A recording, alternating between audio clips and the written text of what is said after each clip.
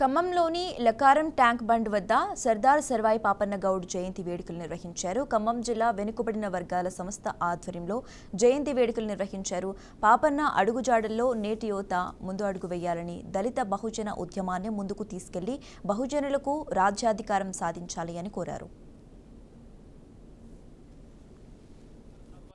జయంతి సందర్భంగా నేడు బహుజన నాయకులందరూ కూడా విచ్చేసి వారికి నివాళులు తెలియజేశారు.